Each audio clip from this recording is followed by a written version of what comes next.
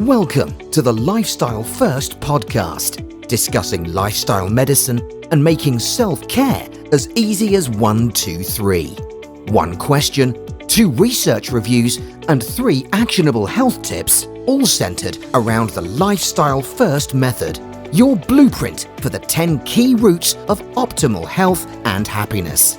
And now your host, lifestyle medicine physician and coach, Dr. Alka Patel.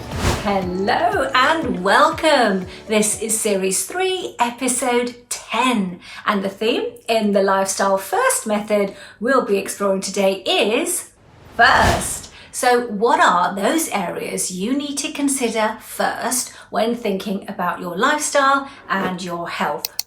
Well, mindset is the first thing that comes to my mind.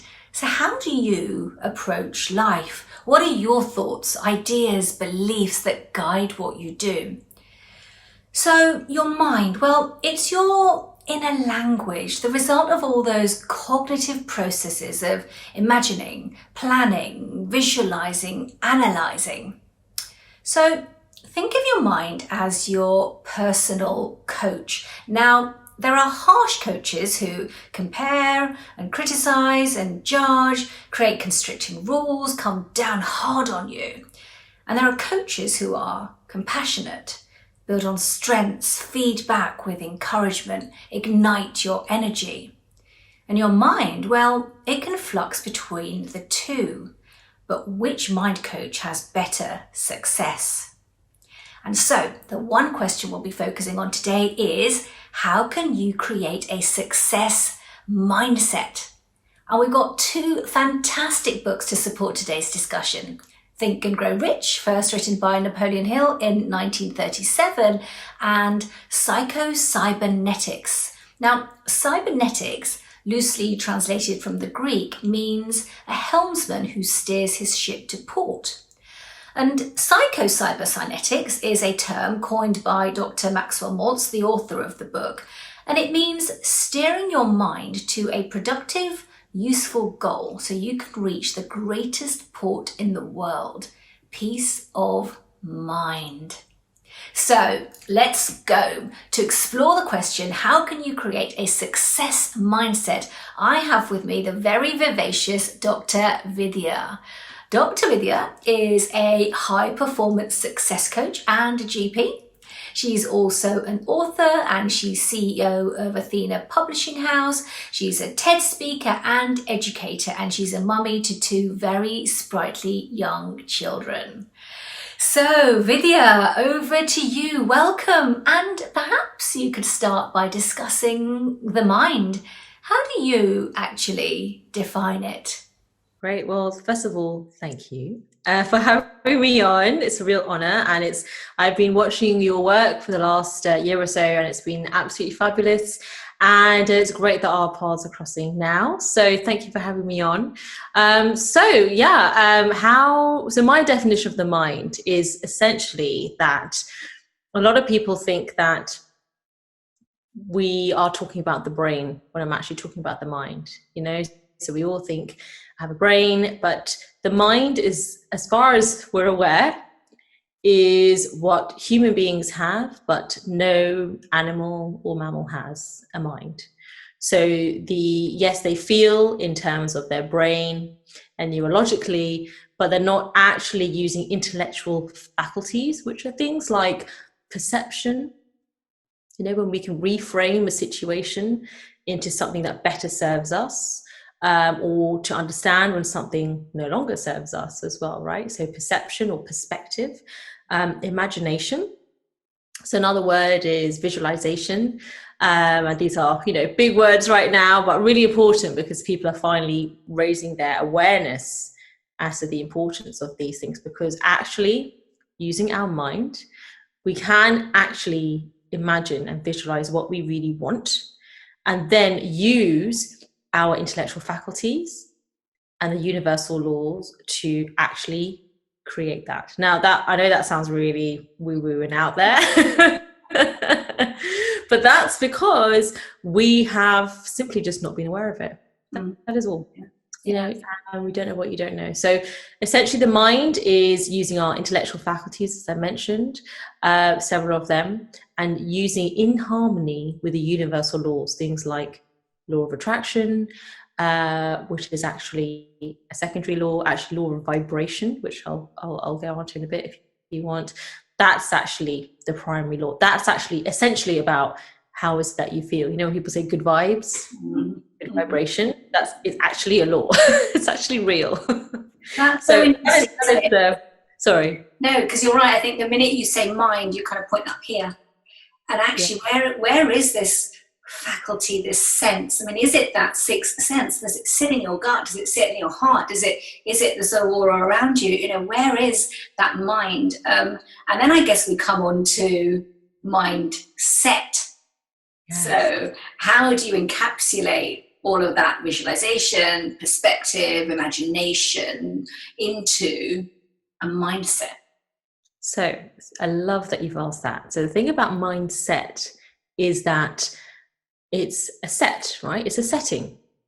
So if you think about your thermostat in your house, it is also on a setting, right? It's set, let's say it's set to 32 Celsius. It's quite hot, but it's a hot house. But so let's just say, clearly this is in England in the summer, and it's set to 32. So that is a setting, right? It's not going to go to 33. It's not, as in the thermostat, it's not going to suddenly move. What will happen is the temperature will, of course, change in the house. That is like in life. There will be things happening in our external environment, right? But the setting, it's set to this. So what it will do is it will actually alter the conditions to then get it back to that setting. So how does this work in terms of our mind? So this is actually coming from a book called Psycho-Cybernetics by Maxwell Maltz. Now, he was actually a cosmetic surgeon, and he actually found that a lot of his patients would be transformed aesthetically, but he would find that some of them basically had the same self-image issues, same lack of confidence. Not everyone, but there was quite a significant amount of people who still have that. And that is because their inner self-image, so we have two self-images, right? The outer one is what I'm projecting to you right now, how I'm wearing my hair, you know, my blazer, and funny enough, I don't go to sleep with these things. So, you know, it's an image I'm projecting, you know, I'm fully aware of it. It's the image I'm projecting to you right now, right? But there is an inner self-image that we all have, which is what we really think of ourselves. And what we want is you want those two to match, you know, as much as possible, because we don't want this huge disconnect, because that's often when people are trying to portray one image. And I'm talking deeper than obviously the clothes and things that we wear, but we're trying to project ourselves as one thing, and then actually inside sort of thinking, you know, for example, how, you know, many doctors and dentists or some people come to me saying, oh, you know, it's imposter syndrome, right? That, oh, gosh, you know, or, you know, being worried about the system, you know, they have all these beautiful qualifications in their appraisal, you know, appraisal's broken with all the certificates. But inside, their inner self-image is saying, I don't know what you're talking about.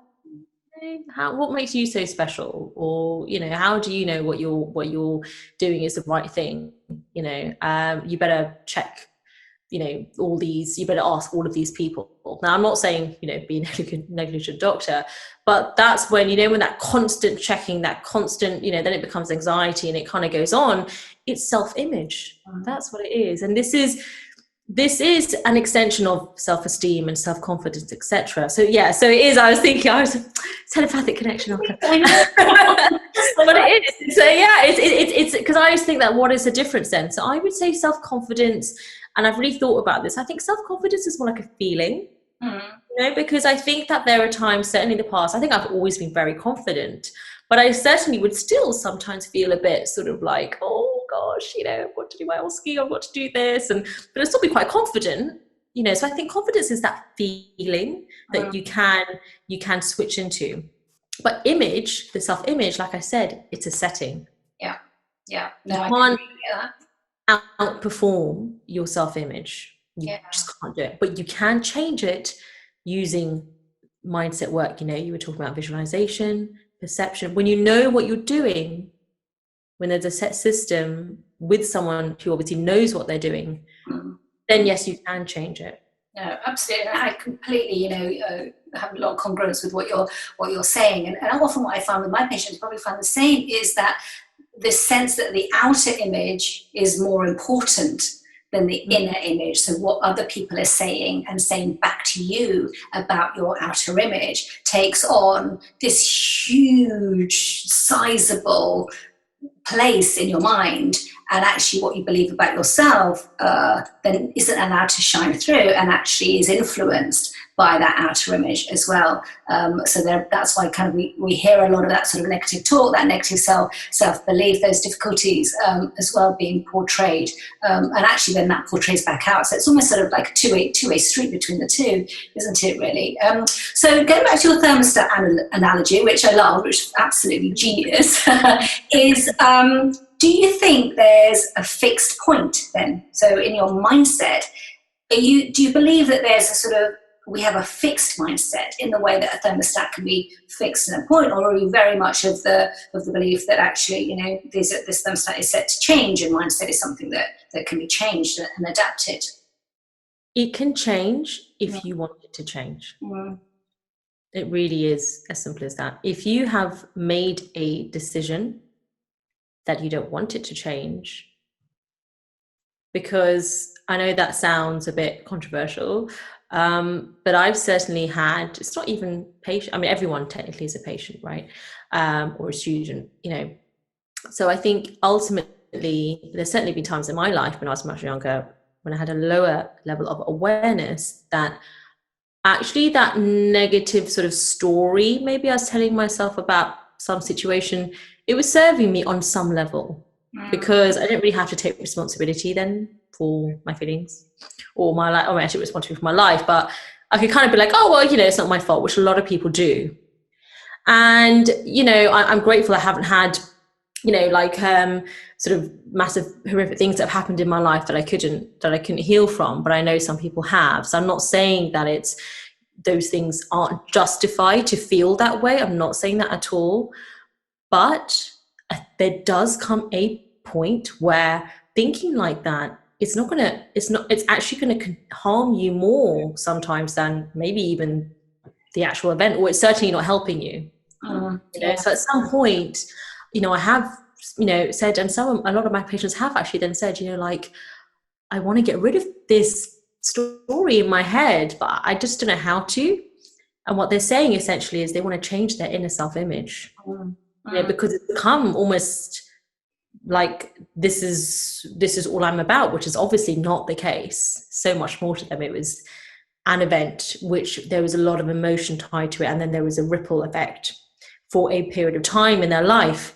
But once they had awareness of that wow, this really set off a chain of events, they've also sometimes come across other people in maybe support groups who had a similar event. And these may be victims of war crimes or really quite horrific things, and they found that those people didn't actually have this negative spiral of events for whatever reason.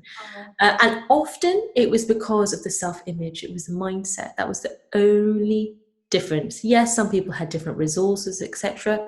But what I love about the mind is that you and I have the same mind. I mean, it's a muscle, so obviously it's how much we exercise it, etc. But it's not about the money, it's not about the resources, none of that, and this all comes down to answer your question, Viktor Frankl, the psychotherapist in Auschwitz and the Holocaust.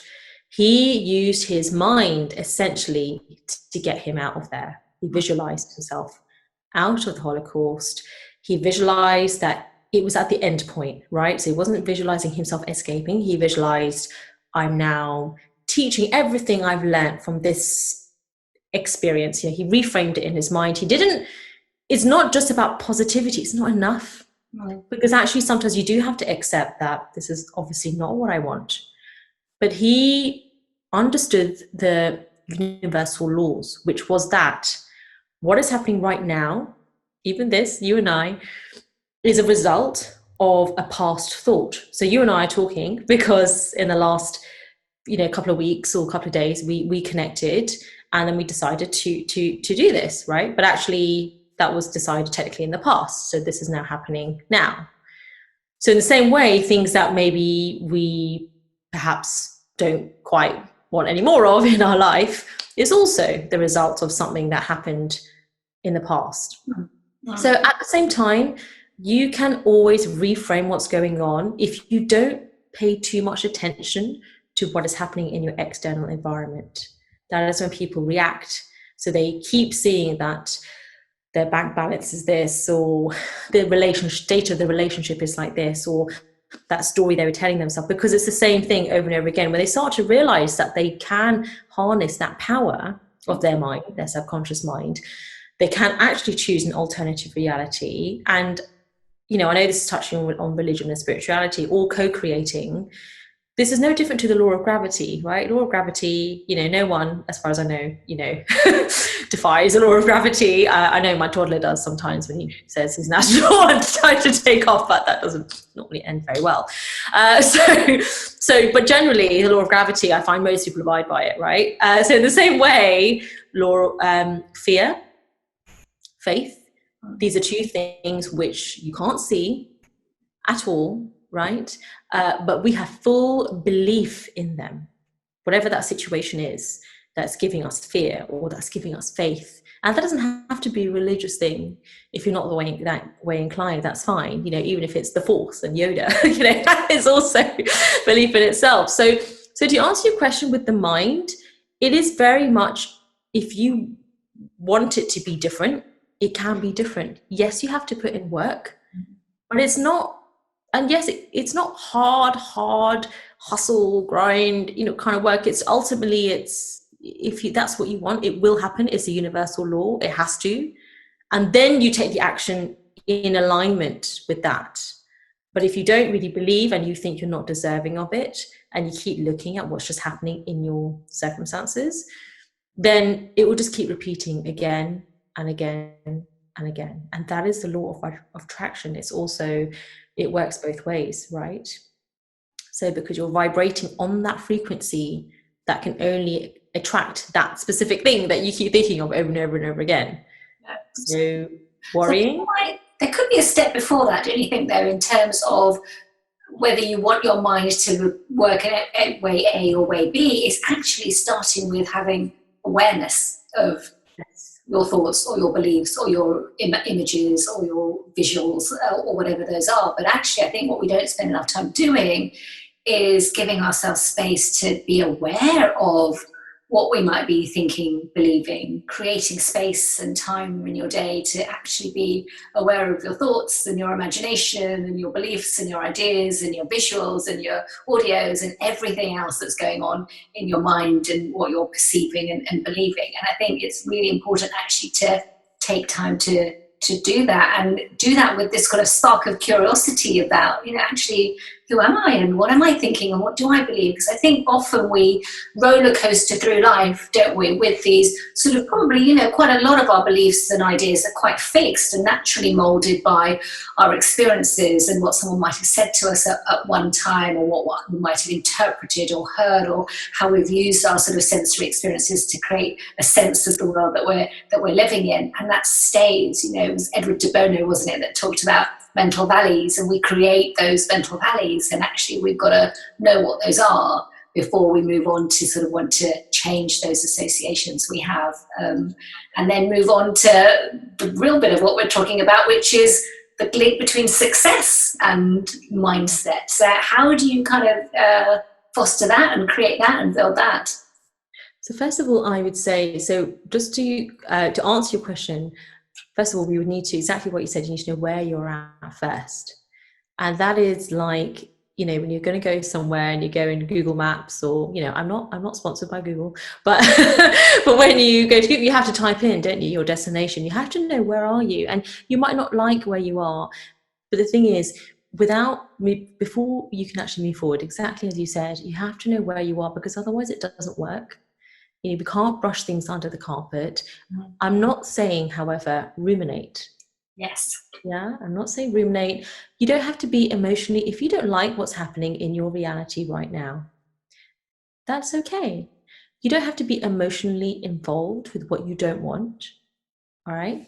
And to think about success, think about where you want to go, you have to define that, right? So everyone's got a different definition of success, and that's fine, right? Ultimately, always make sure your definition of success is in alignment with all the different aspects of life. So if you want to be a millionaire, you want to be a happy, healthy, relaxed millionaire who's happily married, enjoying motherhood, like that. Really define it. Not just happy, healthy, wealthy, because it's like this, Alka. You're going to, say, a restaurant. You're going to Pizza Hut, and you're not going to just walk in and say, "I just want some pizza." Yeah, I mean, you might. My daughter does that, but that's because they have one thing on the menu. But in general, they'll just give you anything then, right? And it's the same thing with universal laws. So when people say, yeah, but when I said that I wanted to get, I don't know, this contract or this job, I didn't mean like in this way. And that's because you have to be very specific. It's literally like you're putting in an order, because what happens is we are all vibrating on different frequencies. And this is why you have to think about success is the success that you want, the version of yourself that has more success, or the ultimate success, right? That, just using myself, that Vidya is thinking different things. Yeah, she's got a different energy. She's like Vidya 2.0, 4.0. So she is therefore, because of her thoughts, because thoughts become things, it's gone through, the conscious mind, through it deep into the subconscious mind. That is where the inner self image is, what we talked about. That's where the thermostat is. So the settings have changed to then be on that frequency. So actually, we now talked about vibration, and to look at those different levels when you're moving towards success. Vibration is actually measured in hertz, so Hertz. And we are all in different vibrations, and we all are with different vibrations. So, like right now, feeling really good, feeling really positive, enlightened, feeling great. So that's a very high vibration. And and you're probably feeling like that too, because this is law of attraction, right? So we're probably on the same frequency right now. And that's just, before, when you're like, yeah, but that's what I was thinking. It's because this is what law of attraction is. It's the same. It's science. It's the same frequency. So there's just, when you're really in alignment, there's just no way you could be thinking anything different to us being in alignment, right? But, when you're not feeling so great, like maybe later on when I've got like some baked beans in my hair, I'm trying to feed my kids. No, I'm just joking. It's great. It's a joy. When it's just sometimes just goes a bit crazy, sometimes, like you have to be aware exactly what you said, because otherwise you can slip.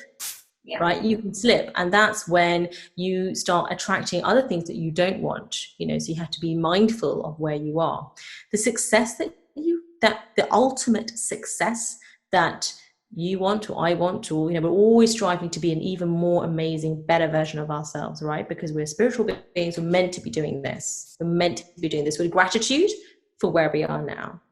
So what we want to do is think, what is that success? You have to define it. And I don't mean just happy, wealthy. Write down on half a page, you were saying like, who am I? And all of those beautiful questions. That's really important.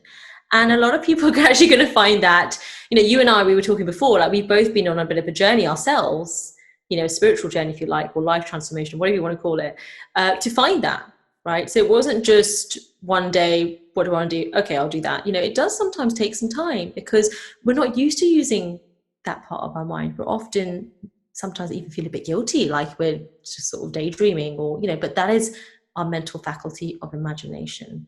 So to answer your question about success mindset, the biggest thing is, first of all, that awareness. Yeah. What is that success to you? What does it look like? Because that is then vibrating on a specific frequency.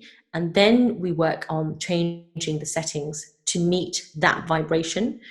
And then those days, when, things happen, that's fine. We're human beings. But then that you can literally visualize at any time you want and think of what it is that you want. What are the thoughts I'm thinking? All of those things. And then that is how you develop the success mindset. So it does still take work, but it's very different work. It's the strategy is actually 5%. Yeah. It's 95% mindset. That's what they mean. 95% is, you can imagine, right? You're changing the settings. So it is a considerable amount. Love that. Thank you, Vidya. That thermostat analogy is going to keep coming back to me constantly. I love it. I think it's absolutely genius. And now, here is your lifestyle first prescription. Your 3 activating actions to take you from knowing to doing. Have you got 3 actions that we can take away today? Yes. So the first thing I would say is, I was just alluding to that, which is write down exactly what your definition of success is. Right? When you're writing something down, it's making it already into reality. It is linking from our mind, our brain, neurologically using our hand and writing. So that is actually starting those new neuronal pathways and thinking, use in collaboration with the mind to actually start the success mindset. All right, because you're actually allowing yourself to think in this way. So first of all, write that down. What is your definition? Because you are like Google Maps, where am I going? And Google needs exact coordinates, right? Because otherwise what happens? End up in a ditch. So we don't want that. So you need to know, where are you going? And don't worry if you can't, it's a bit vague. That's fine. It just means just keep doing it every day. So that's the first thing. Second thing, gratitude. Why gratitude? Because on the Hawkins pyramid I was talking about, that's a law of vibration. And there's literally different levels of vibration, and it's called Hawkins pyramid. So on that, gratitude is literally one of the highest, along with enlightenment, peace of mind. None of these things are based on the external environment. Actually, all those external environment things that we also want are actually byproducts, which is awesome, or we should go for it if you want to be a millionaire. But really, what most people are really wanting when they're saying happy, healthy, wealthy, all those things, is that peace of mind, that freedom. Whatever that means, for you, that's fine. So gratitude, every day, I want you to wake up and I want you to write down 10 things that you're grateful for. Why 10? Because it takes a while sometimes to kind of get into it. And I want that vibration to get up there. So sometimes you might have to do 50 things if it's just that day, and that's fine. And I want you to start it off with, I am so happy and grateful now that. Okay, so you are grateful for what you have right now for the first 5. The next 5 things, I want you to base it on your success definition, what it is that you want, and doing it in the present tense. So if you want to be a millionaire, or you want a thriving, aesthetics clinic or practice, or whatever it is, or it's a health condition or whatever it is, I'm so happy and grateful now that, I've got extreme vibrant health, got amazing stamina. And imagine it, visualize it. I'm running around with the kids and I feel great. We're eating healthy food. Really imagine it, really write it down. The next thing I want you to do is I want you to write down a life movie script. So what I mean by this is taking that success definition and the gratitude and like putting it on steroids. So basically you want to really write out, as if it's the same, I'm an actress and I'm asking for the script and it's your life. What am I going to be acting out? So as much as you can, just make it half a side of A4, just like a kind of overview. And you can, if you really want to go for it, go for it. Play some nice epic music, give yourself at least half an hour. This is only your life we're talking about. So really give yourself that time. Make sure you're uninterrupted and just really dream. Really think, what do I want? What would I really love? And recognize that you might even be feeling a bit guilty because you're not used to doing this, and that's okay. And just really write out, like, what house you're living in, how many bedrooms, what does it look like, what area, what car, maybe what's your job, what are you doing? How many hours a week are you working? Is it work? Is it, are you a philanthropist? How much money are you earning specifically for your charity? What are you doing? Just make it really specific. You want to be wealthy. What income? You want that lifestyle. What would that be? I hope that helps. Yeah. Stunned into silence because it just felt super powerful. And I think the mastery is doing that, isn't it? It's actually carrying that out. As you say, there's sort of hesitancy in doing it and sort of almost, well, should I, could I? And actually, of course, you can. And ultimately, we all get to author our own stories, don't we? And we are the only authors of our own stories. And to understand that in itself is very, very powerful. You know, be that actress of your own stage show, but yes, decide what that show needs to look like for you, to give you exactly what it is that you want, and not the stuff, but the stuff of life that's here. You know, put that into the story as well. Put those feelings and everything that you've got into it, not just the stuff that you can hold, but the stuff that you can feel as well. I think that's incredibly powerful to do. So great. I'm going to set myself half an hour tonight to do just that. So amazing. I think that's been a fabulous conversation with you. Really sort of opened the mind and the eyes to a really kind of new way of being able to think and be in control and hold life in your hands in the way that you want it, and develop that mindset for success, however you choose to define that. So fantastic. Now, I'm sure people are going to want to connect with you and hear a lot more about you and everything that you kind of been able to say today. So what's the best way to find you, get in touch with you? So I'm very active on social media. So you can join my Facebook group. It's a free group called Diamond Success Mindset. So I give a lot of phenomenal, amazing value in there, which can literally change every aspect of your life. And it's true, because it's, again, changing those settings. And you can also email me at diamondsuccessmindset@gmail.com if you're wanting to know a bit more information about actually working with me. If you're really highly committed to two things I ask: high commitment and burning desire. Then those two things, if you want to work with me, then send me an email and we'll take you from there. Perfect. Lovely. Thank you. Thank you so much. It's been amazing having you with me today and being able to chat and spread these amazing messages out to everyone who's listening, which is great. So let's get that thermostat settings fired up. Thank you so much for letting me share this message, because it's really important that people understand they have that power. So thank you so much for lending me your platform for this. I'm really honoured. Amazing. Thank you. Perfect. Great. So that draws the episode to an end, really. I guess it just leaves me to wish us all a happy, healthy day. Thanks for joining us on the Lifestyle First podcast, making self-care as easy as 1, 2, 3. Don't forget to subscribe and share, and we'd love it if you'd be kind enough to leave a review. To learn more or to arrange a consultation, please visit www.dralkapatel.com. See you next time.